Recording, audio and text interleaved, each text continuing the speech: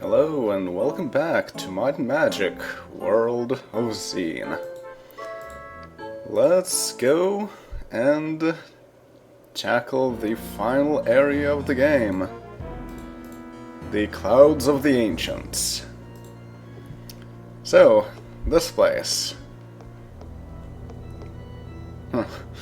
There's a bottle in the clouds? Okay. Well, one thing I need to keep in mind is the time.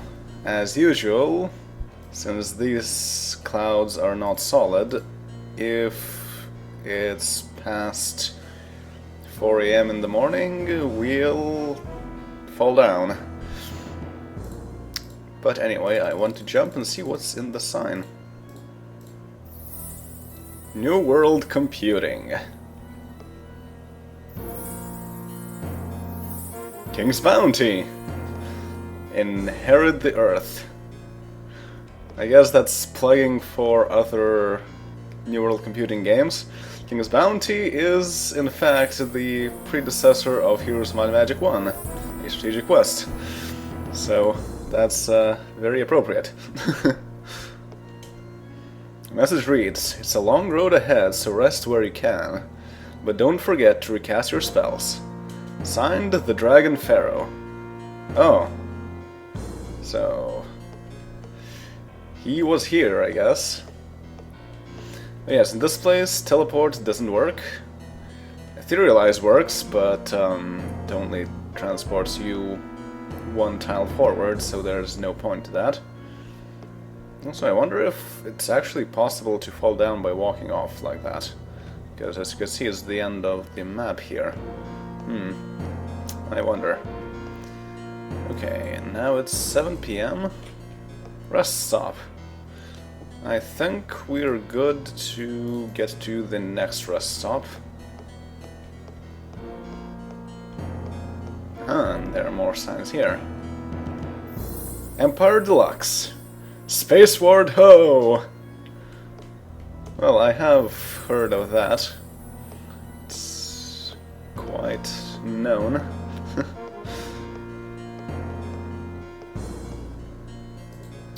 7 PM.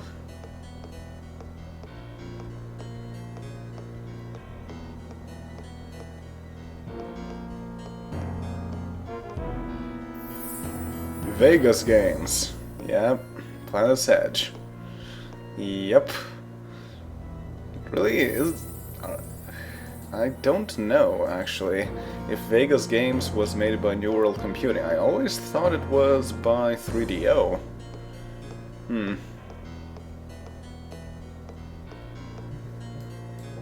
It's 8 PM.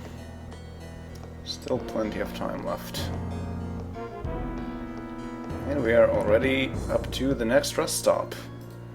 I'm still not going to rest. Oh, wait. Don't want to miss that. Tunnels and Trolls! Nuclear War. Why does it say nothing here? I didn't press anything. I'm also not sure if Tunnels and Trolls was by New World Computing either.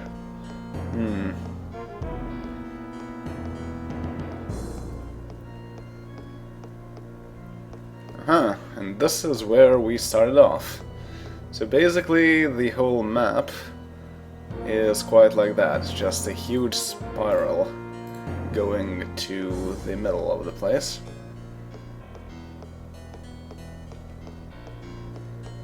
But we do have plenty of time.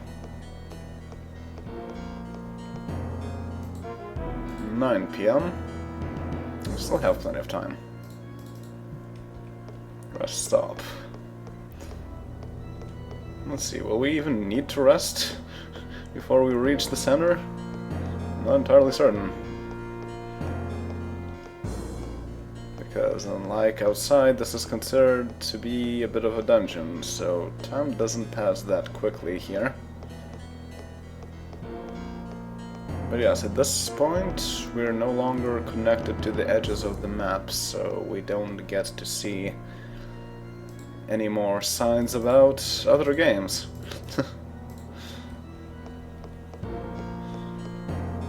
But yes, basically the whole thing with this being called the Clouds of the Ancients. It's a bit of an in-joke in that the concept of ancients is also an alias for the game creators, in a sense. In another sense, the creators are the game creators. So, yeah.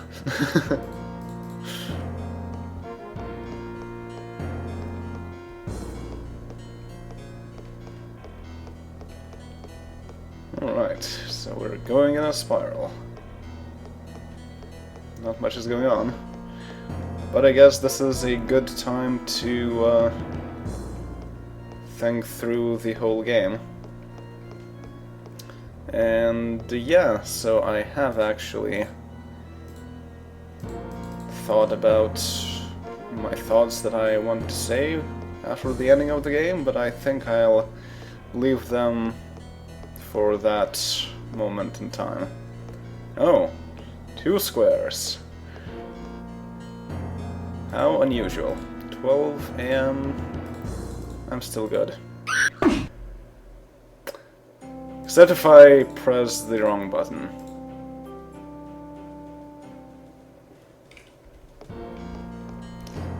Right, let's not do that. And continue going here. We are very close to the middle. And there's another sign there.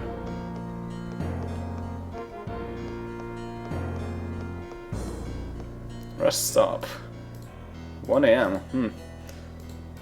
I'm pretty close, but it will be enough for me to go and finish everything without resting even once. Well, what is that? Might and magic.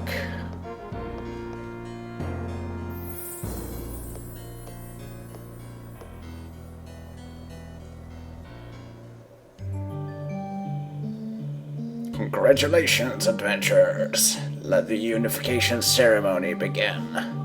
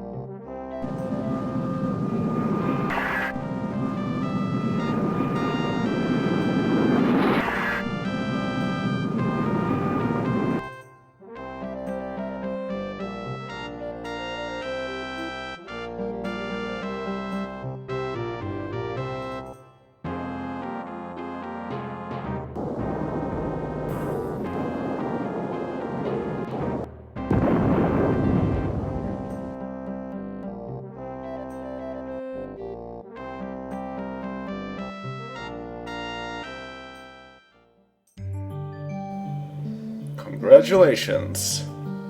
Your final score is 2,606,308,604. Please send the scores to the Ancients headquarters, where you'll be added to the Hall of Legends. Again.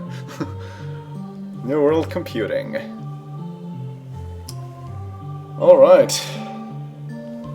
So that is that. Now I wonder if the game will allow me to go back to wherever.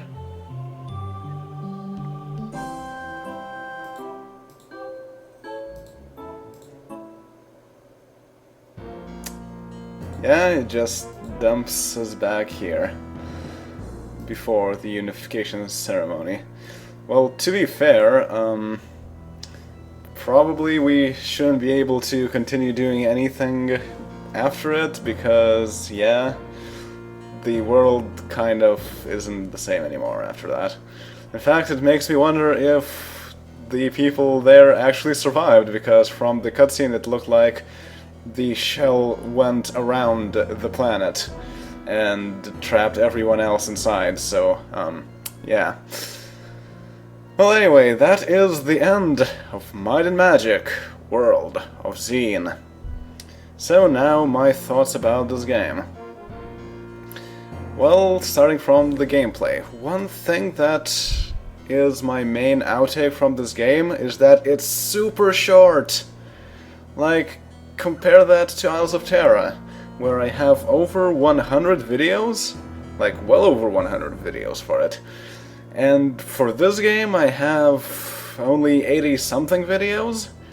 And this game was originally made to be like 3 separate games. Might and Magic 4, Might and Magic 5, and then additions for World of XEEN. That is way too short. Come on now. If sold as one game, which it was later on, just as World of XEEN on CD, it's okay in terms of length, but not as 3 games. Okay, then about the game's progression. Well, I think it's pretty nice that there are locks on dungeons that prevent you from going where you're not supposed to go. That way you don't get to accidentally suicide by going to the wrong place. But on the dark side, where you have to actually have a pass to towns, and for some towns you actually have to pay to access them, I think it's not really fair, especially for new players who can accidentally go outside the town without any money, and then be trapped outside without any way to get back in. Unless going through the sewers, but if they don't have that, they probably aren't good enough to go through the sewers either. So yeah, it's pretty unfortunate. And also it's unfortunate that in the dark side, towns don't have any mirror portals. It's also unfortunate that we didn't get to have the 6th mirror, so we could just teleport around like in Isles of Terra we did. And even though on the dark side it ended up being that we could use the portals in towers afterwards, but it still took a while for that to happen. And I don't know why, because even if they were unlocked from the get-go, you wouldn't be able to use them because you have to know the name of the place you want to go to. And even if you did somehow guess the name of some place you haven't been to, it's probably going to be way over your head anyway. So I don't know why they decided to lock those things down like that. Then, about towns. I have to say it's a very interesting concept of having these mini-towns, like Lakeside or Winterkill and whatnot, where they're not really full towns, but just a few facilities in one town. But it's also unfortunate that it meant that there were pretty much only 2 real towns per side. And in both cases the starting town and like the 3rd town in general. So I don't know if I like that. Especially grating was Lakeside, where you can see the actual facilities in the place, just that they're disabled. Like, what gives? You had enough space to put them there. Why would you disable them? Huh. Then about mechanics of the game. So, the spells in this game are kind of... I don't know. I mean, it's very nice that there is Day of Protection and Day of Sorcery. They're super convenient, because you just cast 2 spells and you don't need to worry about anything else. But then again, what they do is obsolete a lot of other spells, and you get the 2 spells fairly early in the game, so there's really no point to a whole lot of spells. And also, speaking about different spells, it's surprising that things like Beastmaster, Hypnotize, and Dragon Sleep were actually effective. In other games, I usually don't use spells like that. It's, for the most part, better to just attack the enemies with offensive spells instead of using things like that. But in this game, it did actually work nicely, so that's pretty good. Then, about the monsters in this game. One thing that was surprising is that the cluebook was hilariously misleading about many of them. Like the armadillos and the golems, diamond golems. There's a large variety of monsters, which is nice, but for the most part they're not all that different from one another aside from the sprite. And sometimes they're not that different with the sprite either. It's a bit nicer than in Isles of Terra in that you can actually see if there's a resprited boss. But still, the respriting doesn't really work all that nicely, all things considered. I guess it's better than nothing though. Liches are still cheap in this game, but overall there are not really that many monsters like that just kill you outright, or make you fall unconscious despite your hit points. So I think that's pretty good. There are hilarious differences between different dragons. Like, fire dragons are pushovers, and then things like cloud dragons are actually pretty difficult to deal with even at the very end of the game. Yeah, so then about inventory. The tabs in the inventory, like this, I think they do more harm than good. The miscellaneous tab is really nice, especially since it lists all the charges as well. But it really doesn't make sense to have the tabs for different things, because the weapons tab is always empty. The armor tab and the accessories tab are always full. So even though technically you have more space than in Isles of Terra, it's very uneven for the different types of items. And there's never really a time where you're like, hey, I want to see all the weapons and nothing else. Well, no, if you just combine weapons and armor, it will be just as good. Well, accessories, I don't know. Maybe they should be in a different tab as well. But yeah, also quick notes are amazing. And the, well, auto notes and the quest log. But, on the other hand, there are no Corax notes. That is really unfortunate. Alright then, let's see. Oh, right, there's also fewer armor types in this game. Again, that's unfortunate. In general, the items only have one modifier to them, unlike in Isles of Terra, where you could get some interesting and pretty creative things. Then, about combat, well, it's mostly the same as in Isles of Terra. Well, except for the double arrow glitch, I suppose. But it doesn't really matter all that much anyway. Then the dungeons. In this game there are surprisingly few dungeons. And generally dungeons have surprisingly easy puzzles. It's in stark contrast with Isles of Terra, where puzzles used to be pretty much a guide dang it moment, where you have to really know how the game expects you to think in order to solve many of the puzzles there. But in this game, I feel like they went a bit in the other direction too far, because even the place that's touted as having the most difficult puzzles in the Cloud side, which was the Golem Dungeon, they were really simple. So, I don't know. Then about the story. Yeah, the tone of this game is really cheesy. It doesn't take itself seriously at all. Which, in my opinion, is a big downgrade from Isles of Terra.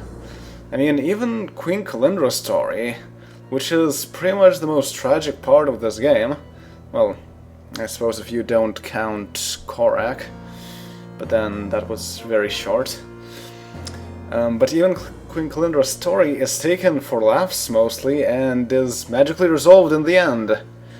It's really strange how they just did that, especially in the context of Isles of Terra, where they handled things really, really nicely.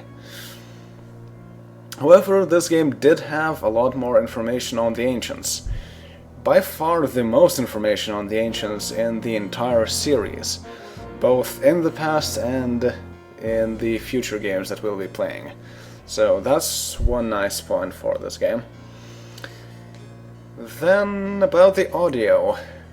Well, there are some really nice tracks, and then there are also some short and not very inspired tracks, so it's really a mixed bag. The voice acting, however, is really nice. Well, when it works anyway.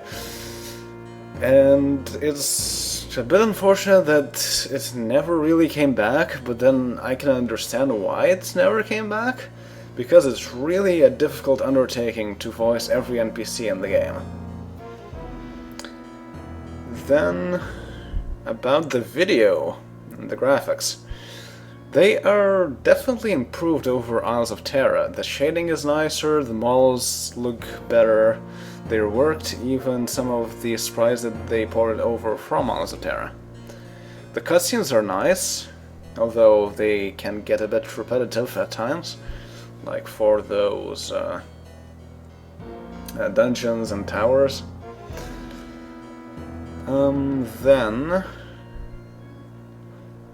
Speaking of towers, that's true. That's true that towers were kind of mini dungeons. So I guess that explains why there were so few dungeons.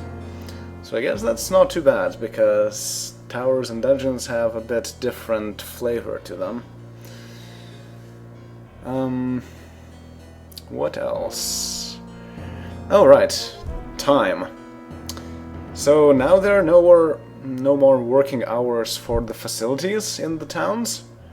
But going into any facility takes an entire day. That is stupid. Isles of Terror had already a lot of waste of time when going into facilities, but this is ridiculous! Even going into shops takes one day. And you have to go into shops many times because you don't have many armor slots whatsoever. So that means we finish the game at day 45 of year 616, which is a lot. Age 24, so it's 6 years after the start of the game. That's crazy! Right, I already said that auto notes are awesome.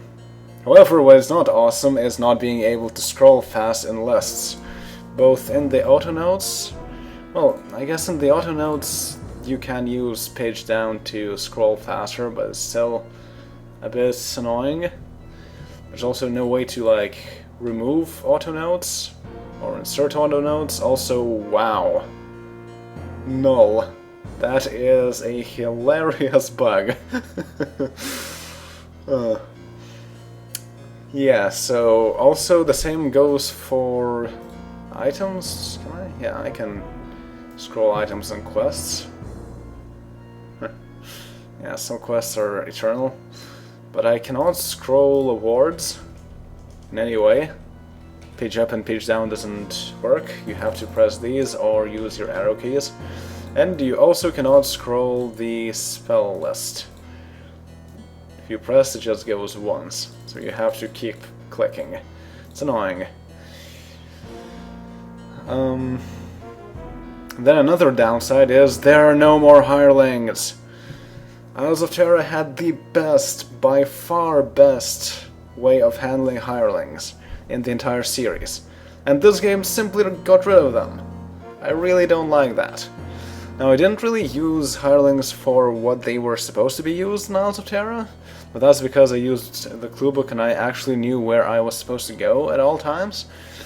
But, as I mentioned, I played the game on my own before doing the playthrough in Isles of Terror, and then I didn't use the clue book, and in the end, the hirelings were a huge help because they can give you just enough edge to go through dungeons that you're not yet supposed to be in. So that is really unfortunate that this game removed them altogether. Alright, and is there anything else I want to say? Oh yeah, the bugs. You already saw one glitch there. Besides that, they solved the double arrow glitch as well as the jump graphical glitch.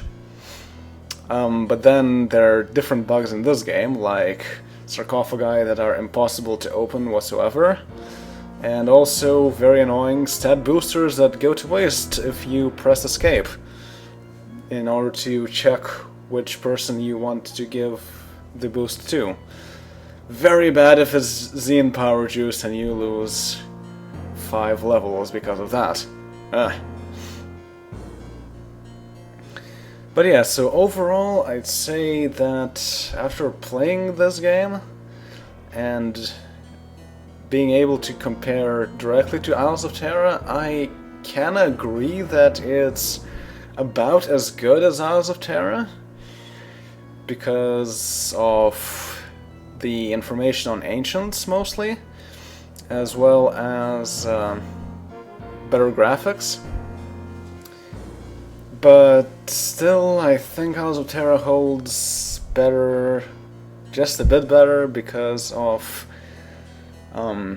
the story tone, basically, and more sci-fi areas, and more varied ones too.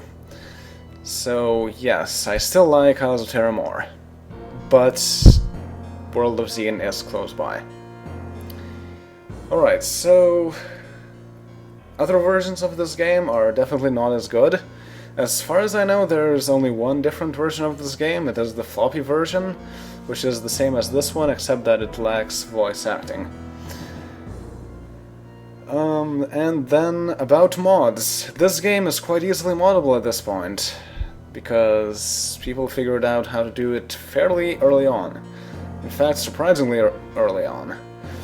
But I will talk about mods in more detail later, because of what I will be doing later.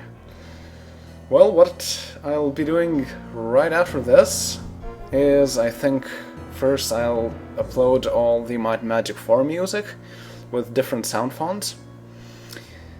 Then I will go to play Unreal 2: The Awakening. And afterwards, I will go to play more Might and Magic games, namely Might and Magic Swords of XEEN. And you'll see what kind of a game that is. It's kind of, sort of canon, but not really. So yeah, but more about that once we get to it. So, that was all for Might and Magic World of XEEN. And I will see you all in the next playthrough. Later.